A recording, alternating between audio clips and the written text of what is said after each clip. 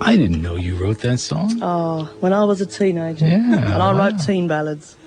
Kirsty MacColl. Before I got all bitter and twisted. You could have used the egg on that too, but I was too nervous to jump in. Now listen, you have these half brothers or step brothers or whatever. They have this band called Liberty Horses. Yep. And you've never heard them, huh?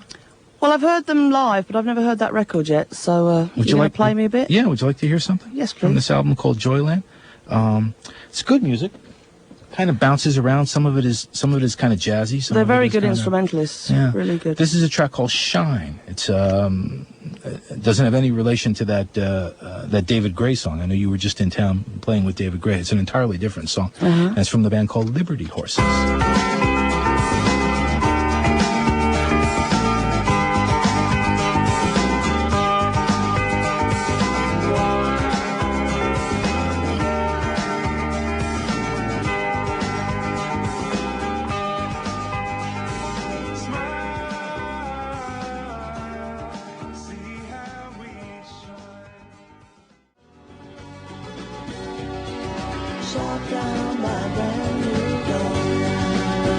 And that Kirsty MacColl song goes back a couple of years to the Electric Landlady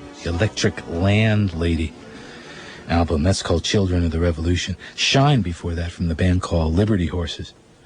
So we don't feel so bad now discovering that they misspelled your name on the back of that, because they misspelled Neil MacColl's name as well. They put 3 L's in. Somebody didn't proofread the back of that.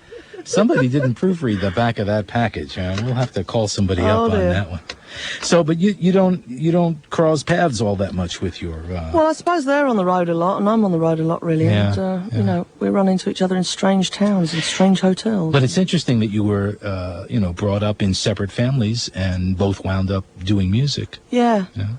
Well, I've got another brother as well. I've got a brother who's older than me who does music as well. So.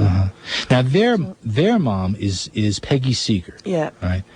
She's not your mom. No. That's you and MacColl's second wife. Third wife. Third wife. My mum was his second wife. Okay. But maybe you He was like Liz Taylor, really, wasn't he? maybe you can clear something up for me, though. Peggy Seeger was a folk singer, right? Yeah. Part of the Seeger family. Yeah. Now, is she like a cousin to Pete Seeger? I think she's his sister. Sister. Okay. There's that. I never quite understood all the relationships there. I could never understand, like... You're telling me. I grew up with it. Okay. Now, the Electric Landlady album was a real kind of urban affair. Were you... and I always felt a very, very much a New York album. Yeah, it was. Were you living in New York at the time? Well, I wrote a lot of it when I was in New York, and then I came back to record a lot of it because I wanted to work with Angel Fernandez, who I'd met when he was doing brass and string arrangements for David Byrne on his Ray Momo album. Right. And I really wanted to get Angel to do the arrangements on My Affair and things like that, because I thought it was just ideal, sort of, the stuff for it, really. And Pete here came with us, and we went into the studio. We went into Electric Lady Studios and did loads of recording and had a marvellous time. And then fooled around with the name by calling it Electric Landlady. Exactly. Instead, yeah. That was the album that came out a couple of years ago. Of course, the one that's out now is Titanic Days. Kirsty MacColl is my guest. Can we get you to do one more song live for us? Well, you certainly can, but Okay, I think we're going to do an even older one, I'm afraid, from an album that came out before Electric Landlady.